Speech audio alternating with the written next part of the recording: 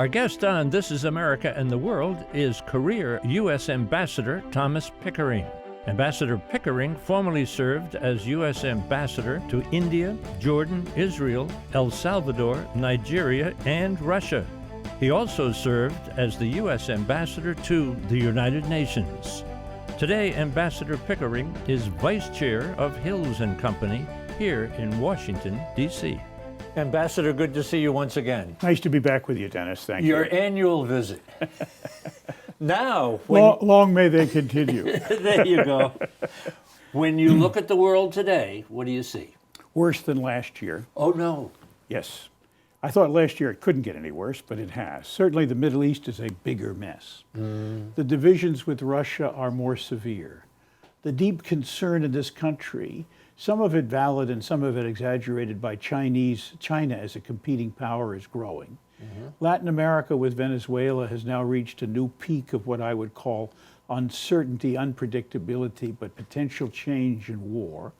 Africa is not a lot higher up on the nasty scale, but what just went on in the Democratic Republic of Congo with a huge steal of an election almost right before your eyes, and here's the United States coming in and congratulating them on a democratic process. And that's to say nothing about here in Washington. You've got to be in Washington to know and understand how we are reaching for the depths these days. Particular story or particular event? You mentioned Africa. Tap into you about Venezuela. So you got a president, whether the election was rigged or not, but somebody comes along and says they're going to be the alternative president. Well, you can't really quite do that, can you? Yes, you can. Under the Venezuelan Constitution, when it's no longer possible for the president to fulfill the office, and a rigged election was a reason to believe that he should never have been inaugurated, and he was kind of self-inaugurated, then the Speaker of the National Assembly is the next in line, the next in succession. So there is a constitutional basis for Mr. Guaido's assumption of the office of president. So do you think that President Maduro will go out soon? Not easily, and maybe not soon. But Dennis, this is one of those changes where there are only two things that are going to happen. One is a possible cascade of change, the way we saw in some of the color revolutions when communism went down. The other is we're stuck, and Maduro can't move Guaido. The interesting thing about this is that Guaido has garnered and gathered quite a bit of hemispheric and international support when the European Union said, please, you hold elections or we'll go with Mr. Guaido. And elections were not held by the deadline they gave, although Mr. Maduro is hinting around at moving elections up from 2020 to 2019. So we're in. It's an interesting situation because no one wants fighting, violence, and uproar in the streets. There already is too much of it, too much criminal activity, too much military banditry, if you're going to call it that, too much corruption with Maduro. The second piece is, if that isn't going to produce a change, that is what we and all would call in Spanish a golpe de Estado, a coup. And the coup is going to have to take place pretty soon to be a recognized coup. Then there may well have to be negotiations about a process that transitions the government into some electoral posture again. Is that something that happened within the country? It's going to have to happen within the country. The interesting question is, can the outsiders really help to broker this? Or will it be a kind of long-term nasty standoff with more and more people starving to death, with more and more people leaving Venezuela, with more and more upset in the streets? People estimate, and these are only estimates, that Guaido now might have 80% popularity in that country. How long can Maduro hold out against that? And look at who's supporting him. In the hemisphere, Bolivia, Cuba, Uruguay and Mexico are sitting on the fence, which is probably not where they should be, but we do need some fence sitters if we're going to see something move in a negotiated sense. President Trump on the right track by supporting this opposition? I think he is, interestingly enough, on the right track by supporting the opposition. He moved, in my view, too quickly. He should have let the hemisphere people carry the ball in the first stage. And I think they were ready to do that, particularly President Bolsonaro of Brazil. And if that had happened, then the U.S. jumped in behind, we would have been supporting the hemisphere rather than trying to teleguide the hemisphere. And so that's, I think, added a little bit of stain on the carpet here, if I could put it that way. Let's hold on that note, take a little break. Talking with Career Ambassador Thomas Pickering. He has held ambassador posts in Asia, in Europe, in the Middle East, in Africa, South America that we've been just talking about, Latin America, and also, of course, to the United Nations. I hope I haven't left the hemisphere out. We'll take a little break back. I've even visited Antarctica and the South Pole. How's that? There you go. You got everything covered. Take a little break back on the other side. This is America and the World. This is America and the World is brought to you by Japan. History, hospitality, and advanced technology, sharing tomorrow. The Republic of Haiti.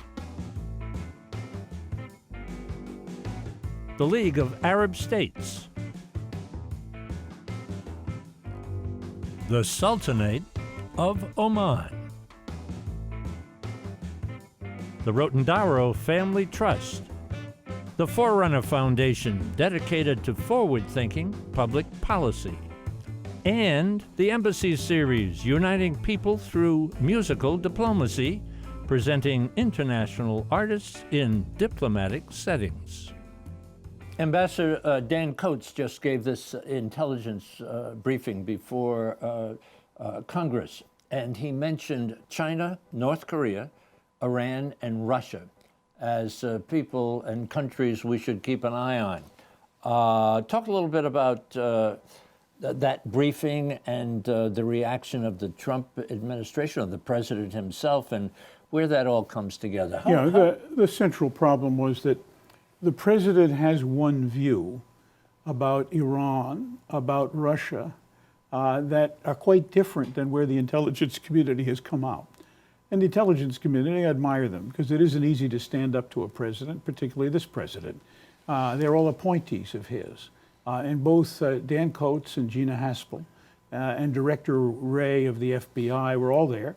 And they all said what their analysts and they believed to be true. And the president poo-pooed it and kind of threw it away. There wasn't anything there.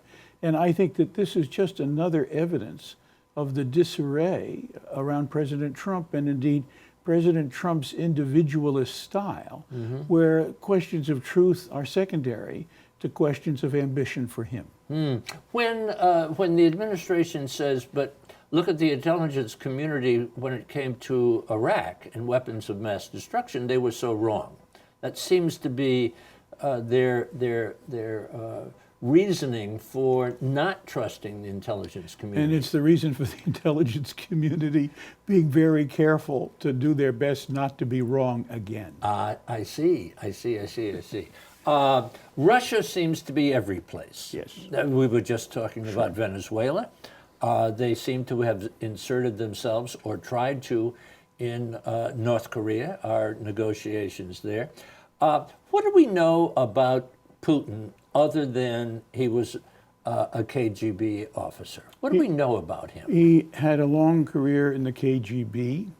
I knew him when he was deputy mayor of St. Petersburg. Saw him very occasionally when the mayor was away and I visited.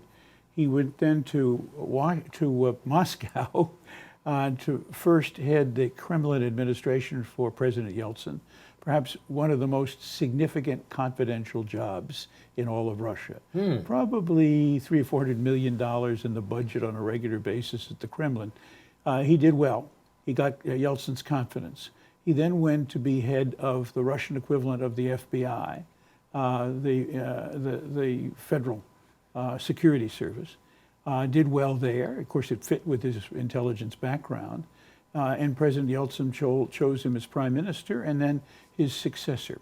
Now, in this transition of power, the big question always is in communist states and autocracies, Are you going to protect me and my people when I leave my job, or do I have to die in office? And Yeltsin got a deal with Putin to do that, and Putin, as far as I know, has kept the deal. Putin came in 2011 close to losing his political power. He almost lost an election to the lower house of the parliament, something that it took he and his then president, the guy who substituted for himself when his constitutional terms ran out, Mr. Medvedev, were up most of the night making sure that the election didn't run against him. But since then, he's exploited, if I could put it this way, things like spheres of influence and Russian nationalism, ankle-kicking the United States and trying to drive wedges between the U.S. and Europe, and looking around for places where Russia, seemingly for its own people, can be shown to be regaining world distinction, if I could put it that way. When you look at the country, let's separate Putin for a second from the country, the people in the country. How's Russia doing economically, socially, politically, spiritually? Economically, in my view, not well. And this has its reflections both on social and political questions. Spiritually, coming out of communism, the Russian Orthodox Church was perhaps even above the military, the most popular body, because it was, in some ways, so castigated by the communists. It was a reaction. Right now, politically, Putin is not as good as he was some months ago. He was running pretty consistently with these policies he put in place to be able to do that, about 80% popularity. Recently, he's slid down to about 60%. That's still good, though. Still very good, yeah. Wow. Yeah. Wow. But for him, I think he'd rather be 80 than 60. Why is it necessary for him to harass us, to get under our skin, and put it much more forcefully on the table, the whole business of getting involved in our elections, 2016, 18, and they threatened to do it in 2020? Why is he castigating us and getting under our skin? Number one, it's popular in Russia. Number two, he's run an information campaign to take the mistakes that we have made, including things like getting out of the ABM treaty, and use those as the center pillar of an information campaign for the Russian people that portray the U.S. as the number one enemy. And so kicking ankles of the U.S. whenever he can shows that he, the leader of Russia, a new great power on the world scene, is making sure that the U.S. gets away with nothing. What are we doing that he's selling to the people that is so horrible? Expansion of NATO, ABM treaty, the opposition to him in Crimea and in Ukraine, where he paints a case that it was really the U.S. that was at fault in Ukraine, removing his favorite appointee, if you could put it that way, and creating a color revolution, and that we were going to take the whole thing over and maybe use that, which was right on Russia's border. Yes. And that the Ukrainians were, in fact, dissing the Russian speakers in eastern Ukraine, and there are many. It's a very strong minority in eastern Ukraine. So he had all of those reasons. On Crimea, what he was saying to his people was that this was given away by Khrushchev back right after the Second World War. It was always part of Russia. It has a majority of Russian speakers. We just complied with the public will in the Ukraine by giving it a chance to come back into Russia. Well, now, is he saying that about other countries in the area? He's not saying that about other places in the area, but of course, he could go back and does say that those countries that were now independent but part of the Soviet Union, the 15 republics, that they all in one way or another are part of a Russian sphere of influence, that we have very close relations with them. It's the Monroesky Doctrine, if I could put it that way. So his meddling is to try to upset the solidity of the NATO countries, I gather? His meddling is, one, to demonstrate to his own people that he's the great leader. Okay. Two, to bring Russia back into the center of the world stage the way the Soviet Union believed it was. Thirdly, to use all of these policy approaches that I outlined for you a minute ago as the methods and tactics for achieving what is essentially his strategic objective. Now, to be part of the ruling, if you could put it this way, grouping in a multipolar world. Maybe over time to be the king of the roost. Now, let's go back to when you were ambassador there, and you sat across the table from him, mano a mano, and this far apart. How did you size him up as a person? He was hugely laconic. He said almost nothing.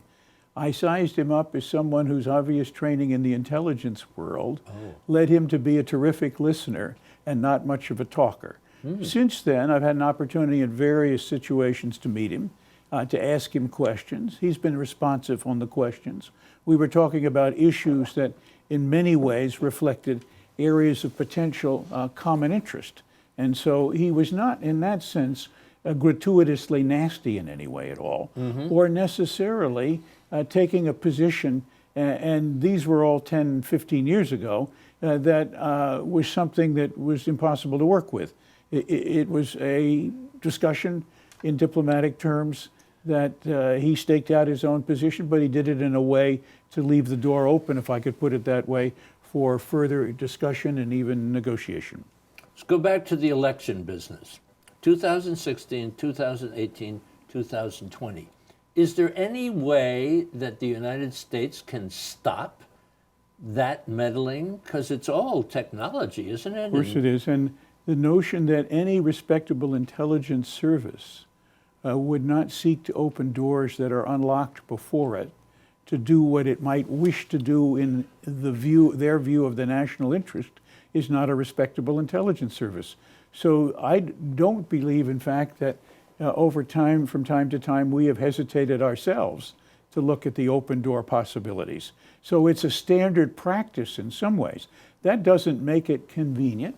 That doesn't make it acceptable. But it does mean once burned, twice shy. We should have, as your question implied, first and foremost, gone to the states that run the election system, all 50 of them under the Constitution, and said, we need to tighten up your IT world on election. We need to do everything we can to make sure that direct intervention doesn't take place. The second thing we need to do, I believe, is to have a debate on the blogosphere with those people who are putting false information out, the way some of our great newspapers are, over what's the truth. There's a really difficult problem here. The advantage is on the person who plants the subtle lie and then burnishes and embroiders it and exploits it.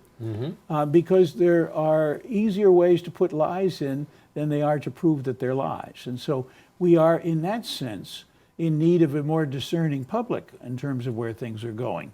But we need to have a better debate. My own view is that there are primary problems with our electoral system which are now being exploited.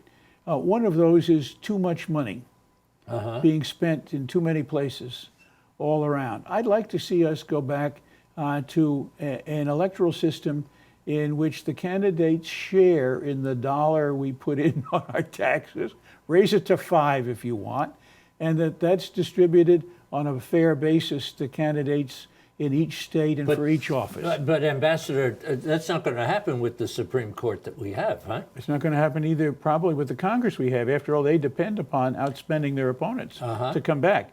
But just imagine what that would produce. I mean, there are many things that can be done in the electoral system. I also think that we ought to take a lesson from our friends in Australia. Australia has compulsory voting. That would never happen here. But what if we create the American version of that? What if we take $100, maybe $200 off your taxes if you show up to the polling place? I don't care if you vote or not. I'd like to see you go, because most people go, we'll vote. But on the other side of that, not only the Democrats, I guess, wanted to make Election Day a national holiday. Why not? And which is a terrific idea, or have it on a weekend. Sure. But the Republicans just stomped all over it. But who's in greater fear of losing an election? But there will come a time when the Republicans will want it and the Democrats won't. The really interesting question, can we get at a time when they both want it? Wow. Another summit coming up with President Trump and Chairman Kim. Last time we were here, you were kind of you were a little open to it. How do you feel right now? I thought it was worth a try because I thought up until then, the policy of fire and fury without a diplomatic process got you to a position where either you had somebody back down or you went to war. And it didn't look like anybody was going to back down very easily. I think now the leverage we are putting on Kim Jong-un is much better deployed in a negotiating process. I wish we had a president who understood the issues, frankly, and I wish we had a president who understood that going at this process step by step makes a great deal more sense than trying to produce the big enchilada. And that over a period of time, if there is an opening, and many fear there is not an opening, and I respect their point of view, but I think we have to exhaust the efforts to try it. Over time, we should do that. The next stage here is really to do everything we can to shut down at least those areas producing fissionable material for nuclear weapons in North Korea. How would we do know that? about that. How would we do that? We would go to the North Koreans and said, you stopped this once before. We know how to monitor and inspect this. You stop it now. We'll do something on the exercise front that will give you confidence that, in fact, we are also pulling back from the confrontation over this. We could, in the long run, were they to shut it down entirely, look at an even bigger step, and if they would go for a nuclear weapons-free zone in the whole region and be part of that, we could do more. They, for years, have wanted a peace treaty at the end of the Korean War. They seem to attach a great deal of importance to that. They seem to attach a great deal of importance to what they consider to be threats from the United States and its allies. We can do a great deal, in fact, to disabuse them of that fact in return for denuclearization, and clearly give them a sense that that's what we're doing if, in fact, they're ready to go. Finally, China should be enlisted in this. He's been to China 4 times in the last year. He'd never visited them before. China has influence in the area. China has influence in the outcome. I can't believe the Chinese want another nuclear power on their border, particularly someone who is so mercurial and unpredictable. But do you agree with me that they are a nuclear power right now? You can't deny it. They've had must be accepted as 6 such. tests, sure. Yeah. And they have developed ballistic missiles to the point where it's quite clear they have the capability. I don't know yet whether they have the operational capability to have confidence at hitting us with one. Okay, so let's say that the summit is going to happen, Summit 2, sometime in February. Maybe in Hanoi, we don't know. Okay, so you're advising the president, and what's the trade-off that you're willing to? It's all about gives and gets. Yes, it is. So what are you going to give and what do you want to get? But I just named 3 things in escalating order of importance. And I would not give away the big leverages for this step. I would save the big leverages for the full denuclearization. But I would work my way in that direction. And so there are things we could do. You're going to suggest slowing down some of the exercises that we have with South Korea? We've done it before. Well, President Moon will not like that. President Moon is in favor, in fact, of this whole... President Moon took the lead. He's pushing. Of course he is. Are we on the same page as President Moon, or is he out front of us? He's out in front of us a little bit. He is? But, Dennis, look at it this way. The military exercises played an important political role reassuring the Korean people and the North Koreans that our relationship with them of defense remains strong and vital to us both. We can do that other ways than shipping a large number of American troops out for a 5-week exercise, or as we did before, which is something the North doesn't like, flying airplanes over South Korea aimed at North Korea as if they were on a nuclear weapons delivery mission. So you're suggesting scale back on the exercises, and you want Trump to walk away with what? I want him to walk away with an absolute commitment. There's going to be no more plutonium produced at Yongbyon, and that no more enrichment will take place, ideally everywhere, but certainly at the one enrichment facility we know about, which is also at Yongbyon. 2020 is coming up. All the candidates are running around. They're talking. What should we, in 30 seconds, keep our eye on as far as foreign policy is concerned when they talk? We need to look at China very carefully. China. Yes. We need to develop a policy in China that has a good combination of pushback and certainty about that, but leveraged negotiations on a number of issues that we care a great deal about. And that it is important because we do not want to get into a position where we and the Chinese become headed down a road where the only outcome is a mano-a-mano nuclear exchange. Thank you, Ambassador. Thank you. For information about This Is America in the World, visit our website, thisisamerica.net, or our YouTube channel, This Is America TV, and follow us on Facebook and Twitter.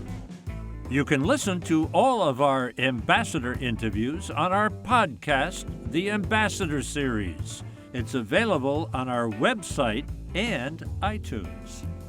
This Is America in the World is brought to you by the Republic of Haiti, the League of Arab States,